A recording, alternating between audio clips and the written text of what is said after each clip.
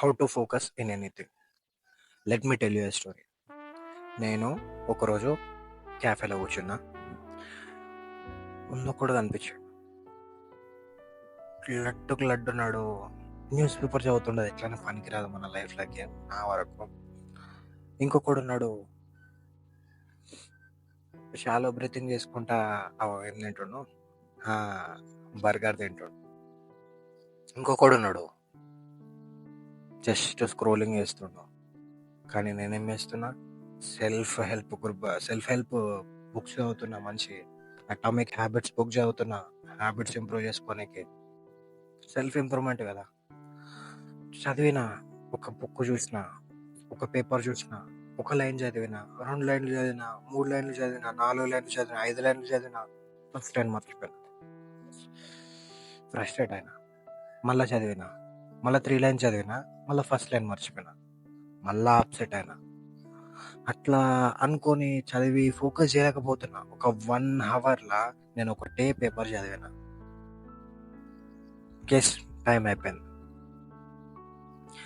నేను వాళ్ళనైతే కామెంట్ చేసినో, ఆ fat uncle news పేపర్ని నాకంటే ఎక్కువ ఫోకస్గా చదువుతుండు. ఈ షాలో బ్రీతరు హ్యాపీగా డోనట్స్ తింటుండు, హ్యాపీగా బర్గర్స్ తింటుండు. వాడేమో స్క్రోలింగ్ చేసుకుంటా వానికి నచ్చిన వాళ్ళతో మాట్లాడుతుండు. నేనే ఫోకస్ చేయలేకపోతున్నా. So now how to focus in anything. మీరు స్టడీస్లో కానీ, జిమ్లో కానీ, దేంట్లో కానీ ఫోకస్ ఎట్లా మెయింటైన్ చేసుకోవాలి. నేను డీప్ వర్క్ అని ఒక బుక్ చదివిన. ఆ డీప్ వర్క్లో ఉన్న ప్రిన్సిపల్స్ నేను మీకు చెప్తా ఇప్పుడు.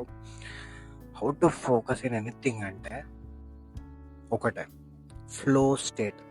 ఫ్లో స్టేట్ అంటే మీ బ్రెయిన్లో ఒక టాస్క్ చేసేటప్పుడు ఏ థాట్ రావద్దు. అథ్లెట్స్ వాడతారు. అథ్లెట్స్ ఏమంటారు అంటే getting in the zone.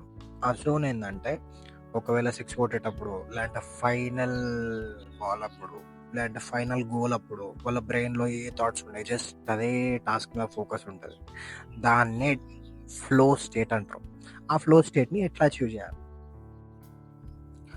Flow స్టేట్ని achieve చేయాలంటే ఫస్ట్ మీరు ఒక టాస్క్లో కరెక్ట్గా కూర్చోవాలి. Phone notifications, family disturbances, notification sounds ఇవన్నీ ఆపేసుకొని జస్ట్ ఏ డిస్ట్రాక్షన్ లేని దగ్గరికి పోయి, సరే ఇప్పుడు చదువుకునేటోడు వాడు ఎట్లా ఫోకస్ చేయాలో చెప్తా. ఒక స్టోరీ వైజ్గా చెప్తా, వినండి. అయితే జాక్ ఉన్నాడు. జాక్ ఏం చేసాడంటే, ఫ్లో స్టేట్లో పోవడానికి రేపు జాక్కి సైన్స్ ఎగ్జామ్ చాలా టఫ్. సో వానికి ఏం చదవాలో తెలియదు. సో వాడేమనుకోండి, ఈరోజే రేపు ఎట్లైనా సైన్స్ ఎగ్జామ్ కదా, ఇంకొక 1 అవర్ తర్వాత నేను పర్ఫెక్ట్గా ఈ సైన్స్లో ఈ సబ్జెక్ట్స్ అవుతా అని చెప్పి వాడు రాసి పెట్టుకున్నాం. 1 అవర్ అయిపోయింది. కేస్ జాక్ ఏం చేసిండు, పోయి ఆయన ఫోన్ ఛార్జింగ్ పెట్టేసిండు, ఫోన్ ఏరోప్లేన్ మోడ్ పెట్టేసిండు. పోయి రూమ్లోకి వెళ్ళిండు.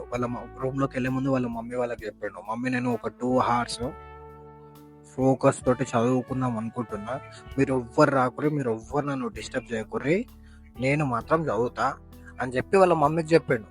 వాళ్ళ మమ్మీ కూడా ఓకే సరే డిస్టర్బ్ చేయాలంటే ఫస్ట్ చెప్పిండు. సో వెళ్ళిండా, జస్ట్ ఫోన్ లేదేం లేదు, జస్ట్ ఒక బుక్ పెట్టుకోండు, సైన్స్ బుక్ పెట్టుకోండు, పక్కకి నోట్ బుక్ పెట్టుకోండు, చేతిలో పెన్ను పట్టుకోండు, ఫోకస్ 60 minutes నాన్ స్టాప్గా దాన్నే చూసుకుంటా ఫోకస్ చేసిండు. మధ్యలో తన ఎట్లైనా మంకీ బ్రెయిన్ ఉంటుంది కదా, థాట్స్ వస్తున్నాయి. ఆపేసే, రేపు చూసుకుందాం తి, ఎల్లుండి చూసుకుందాం తి. దీంట్లో జాక్ ఒక ట్రిక్ ప్లే చేసాడు. ఇప్పుడు ఆ థాట్స్ నుంచి బయటపడాలంటే జాక్ ఏం చేసిండంటే, ఆ ఒక్కొక్క లెటర్ని ఇట్లా స్క్వింట్ చేసి చూసే వరకు, ఆ లెటర్ని కరెక్ట్ చూసే వరకు థాట్స్ అన్ని కంట్రోల్ అవుతున్నాయి. మళ్ళీ గెట్ బ్యాక్ టు వర్క్. అట్లా చేసి ఒక 1 hour మంచిగా కష్టపడ్డాడు. ఫ్లో స్టేట్లోకి వెళ్ళిపోయాడు. మొత్తం ఎట్లా అంటే, మొత్తం బ్రెయిన్లో వేరే థాట్స్లో, జస్ట్ ఓన్లీ స్టడీ. ఆ 1 hour ఆయన ఫ్లో స్టేట్లో వెళ్ళి బుక్ మూసేసాడు, క్లాస్ ఫస్ట్ వచ్చాడు. ఇది మీకు రిలేటబుల్ అవుతుంది. మీరు 10 గంటలు చదివినా కూడా మీకు మంచి మార్క్స్ రావు. అదే మీ ఫ్రెండ్ ఒకటే గంట చదువుతాడు, కానీ వానికి మీకంటే ఎక్కువ మార్క్స్ వస్తాయి. దీనికి కారణం ఏంటంటే మీరు చదివేటప్పుడు ఫోన్ చూడడం, మ్యూజిక్ వినడం, కొంతమంది ఇంకా మ్యూజిక్స్ పెట్టుకొని చదువుతారు. ఇట్లాంటివి చేసే బదులు ఒక ఫ్లో స్టేట్లోకి వెళ్ళి 10 గంటలు చదివే బదులు పర్ఫెక్ట్ ఫోకస్ తోటి ఒక 1 hour చదవండి. ఇట్లా గుర్తుంటుంది తెలుసా, మీరు మర్చిపోరు, నిజంగా మీరు మర్చిపోరు. ఫ్లో స్టేట్, జస్ట్ మీ బ్రెయిన్లో థాట్స్ ఏముండొద్దు, జస్ట్ ఇదే. సో ఆ జాక్ లాగా ఫాలో అవ్వండి. ఆ 2 hours అట్లా 2 hours కూర్చోండి డైలీ ఫ్లో స్టేట్. మీరు ఏ ఇంపార్టెంట్ టాస్క్ అనుకుంటారో దాని ముందు ఏం చేయొద్దు. పొద్దున్న లేచిరా, జస్ట్ ఫస్ట్ డీప్ వర్క్ చేయాలి. Deep work session. పొద్దున్న లేచిరా, వేరే పని చూడొద్దు, ఫోన్ చూడొద్దు, డైరెక్ట్ రావాలి, నేను చెప్పిన స్టెప్స్ ఫాలో కావాలి, ఏరోప్లేన్ మోడ్ పెట్టేసేయాలి, నోటిఫికేషన్స్ ఆఫ్ చేయాలి, ఇంట్లో వాళ్ళకి చెప్పాలి ప్రాబ్లం అవుతుంది అది అని చెప్పి. డైరెక్ట్ మీకు ఏ టాస్క్ ఉందో ఆ టాస్క్ ఒక 1 hour, 1.5 hour, 2 hours వరకు కూర్చోరంటే లేవద్దు. థాట్స్ వస్తూ ఉంటాయి. మంకీ బ్రెయిన్ అనేది థాట్స్ ఇస్తుంది, ఘోరంగా థాట్స్ ఇస్తుంది. థాట్స్ ఇచ్చేటప్పుడు మీరు ఆ థాట్స్కి లొంగి పక్కకు పోయి డిస్కస్ చేసుకుంటూ ఆలోచించుకుంటూ కూర్చోవద్దు. Direct get back to work. Thoughts వస్తే ఇలా అవసరం లేదని చెప్పి మళ్ళీ get back to work. So మీరు డైలీ డీప్ వర్క్ చేసిరంటే మీ లైఫ్లో యావరేజ్ పీపుల్ అందరికంటే మీరు ముందుకు వెళ్ళిపోతారు. ఇది నా ప్రామిస్.